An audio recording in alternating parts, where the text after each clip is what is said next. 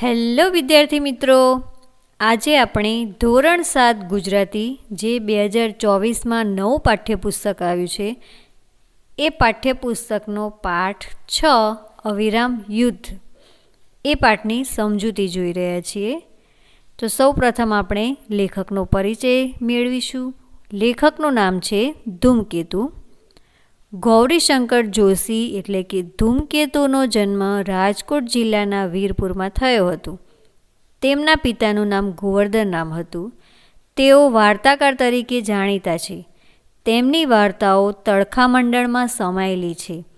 તેમણે ટૂંકી વાર્તા ઉપરાંત નવલકથાઓ, પ્રવાસ વર્ણન અને આત્મકથા જેવા સાહિત્ય સ્વરૂપો ખેડ્યા છે. અવિરામ યુદ્ધ મનુષ્યના જીવન સંઘર્ષની કથા છે એમ કહી શકાય. પોતાની માતા પાસે ઊભા રહીને રાહ જોતા પુત્રના દરિયાખેડુ પિતા પાછા ફરતા નથી. મા દીકરો હૈયાફાટ રુદન કરે છે. આ દ્રશ્ય લેખકની નજર આગળથી ખસતું નથી, પરંતુ એકાદ વર્ષ પછી એ જ છોકરાને દરિયો ખેડવા તૈયાર થયેલો જોઈને લેખક અચરજ પામીને એને એ અંગે સવાલ કરે છે. ત્યારે એ છોકરો જે જવાબ આપે છે તે આ વાર્તાનો મહત્ત્વનો મુદ્દો છે. અંતે લેખકે પોતાની જાતને પૂછેલા 2 પ્રશ્નો, શું શ્રમ ભરેલું જીવન અને રણ મેદાન જ નિર્ભયતા આપતા હશે અને નિર્ભયતાથી જ ચારિત્ર્ય ઘડાતું હશે? એનો એકાક્ષરી ઉત્તર હામાં જ મળે છે. તો અહીં આપણે પાઠની સમજૂતી જોઈશું. દરિયો કેટલો તોફાની હતો એ બરાબર યાદ છે.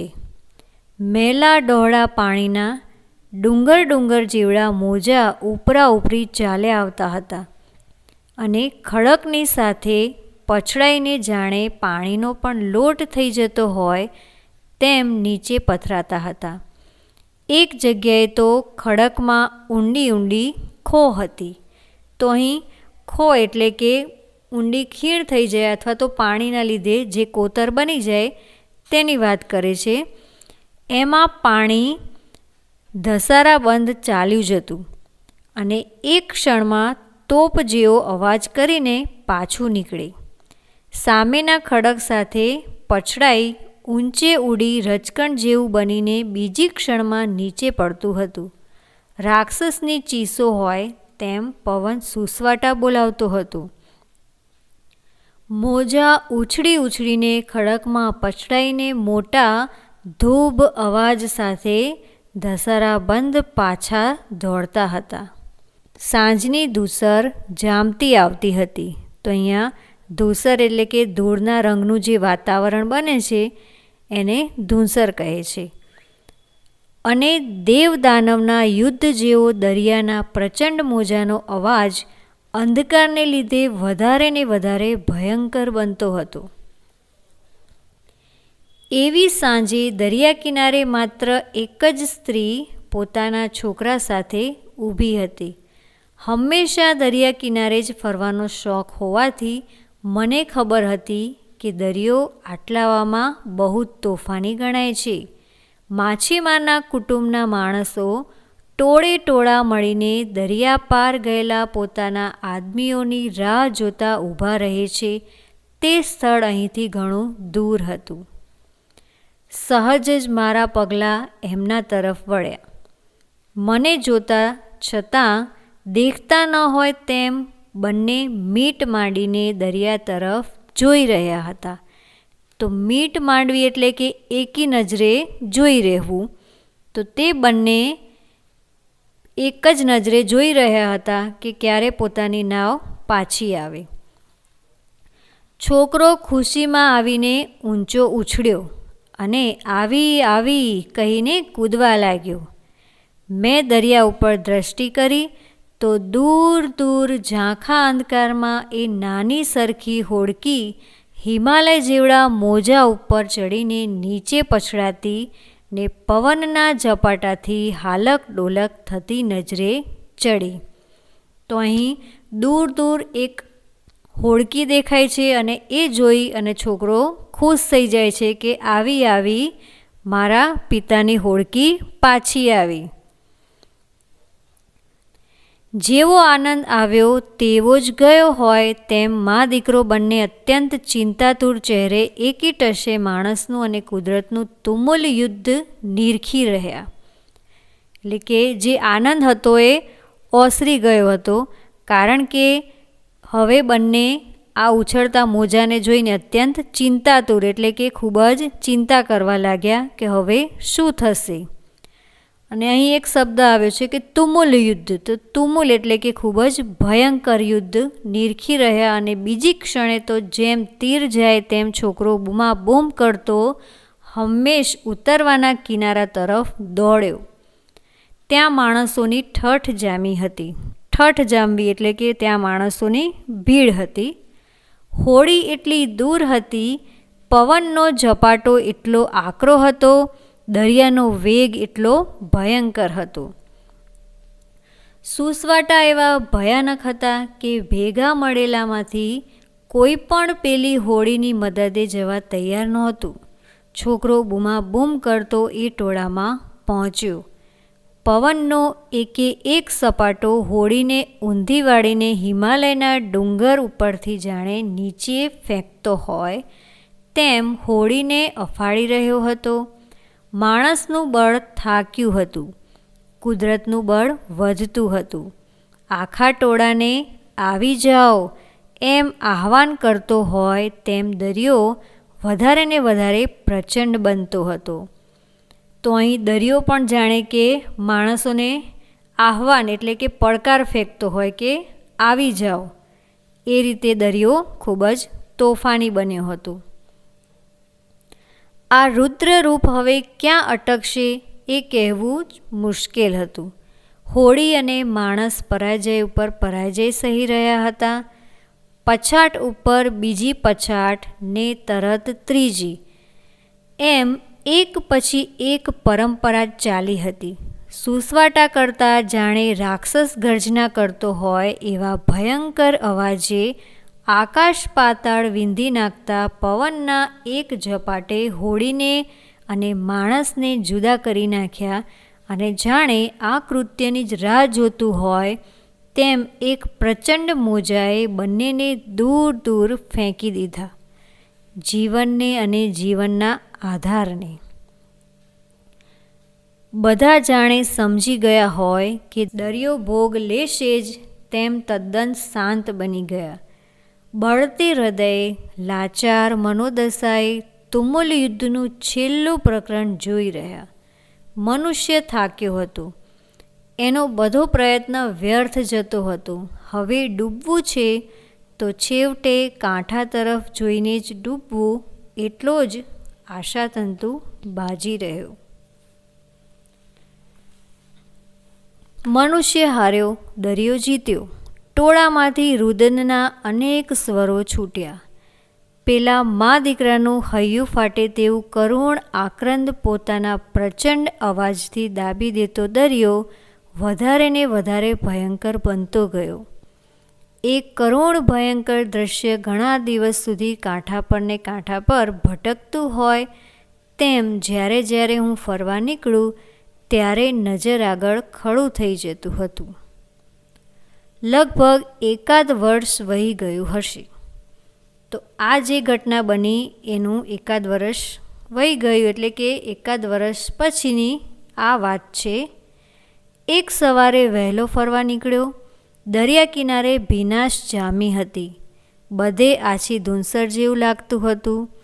એ રસ્તા પર થઈને પસાર થતાં અચાનક પેલા છોકરા પર દ્રષ્ટિ પડી.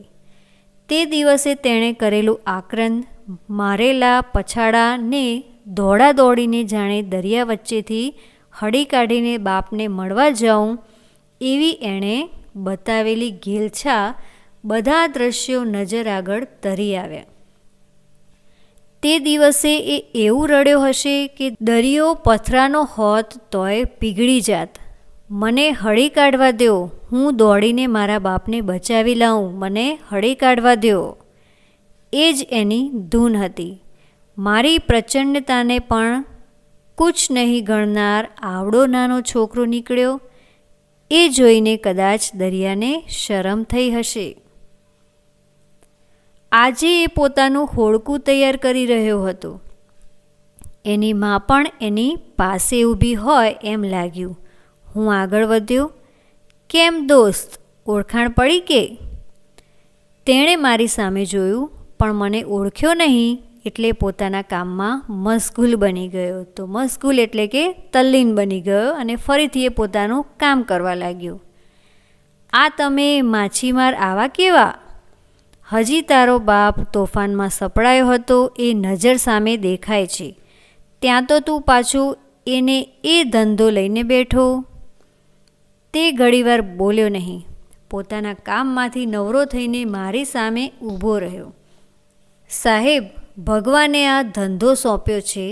બીજો ધંધો સારો આવડતો હોત તો ભલે, નકર બીકના માર્યા બાપ દાદાનો આ ધંધો છોડું તો મારું નાક વઢાઈ જાય.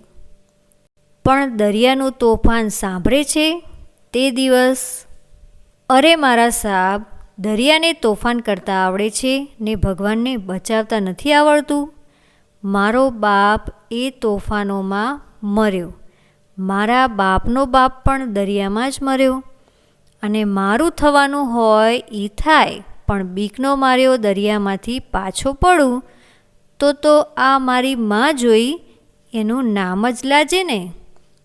તે પોતાની મા સામે જોઈને હસ્યો અને ઝપાટા બંધ ચપળતાથી હોડકામાં ચડી બેઠો.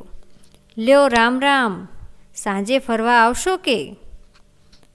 અને ગીત ગાતો ગાતો જાણે દરિયો રમવાનું મેદાન હોય તેમ એ આનંદભેર ચાલ્યો ગયો. માળી સાચવજે, આટલું કહીને એની મા ઘર તરફ પાછી ફરી. અમારો તો સાબ ધંધો, એમ બીક રાખવી કાંઈ પોહાય? અમે દરિયાના દીકરા, દરિયો અમારો બાપ, વહેલું મોડું સૌને મરવું જ છે ને. પેલો છોકરો આનંદભેર દરિયાના મોજા કાપતો મજા કરતો જતો હતો. હજી મારી સામે હાથ લાંબો કરીને રામ રામ કરી રહ્યો હતો.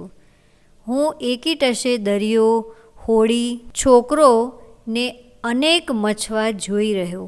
દરિયાના મોજા જેવો વિચાર પસાર થઈ ગયો. શું શ્રમ ભરેલું જીવન અને રણ મેદાન જ નિર્ભયતા આપતા હશે અને નિર્ભયતાથી જ ચારિત્ર ઘડાતું હશે.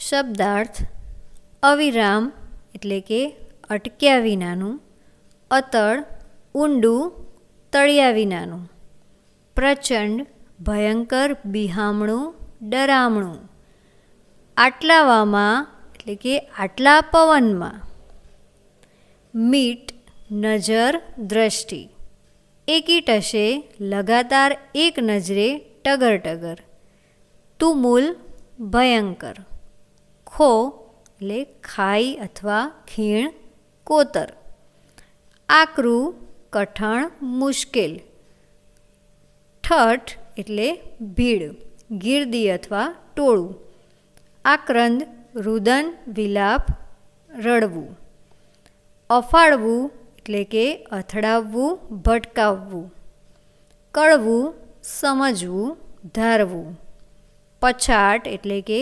પછડાવવું, વ્યર્થ નકામું, બિનઉપયોગી, સ્વર એટલે અવાજ નાદ, ગેલછા એટલે કે ગાંડપણ, મનોદશા મનની સ્થિતિ, મછવા એટલે માછીમાર, આહ્વાન એટલે આમંત્રણ, બોલાવવું, પડકાર.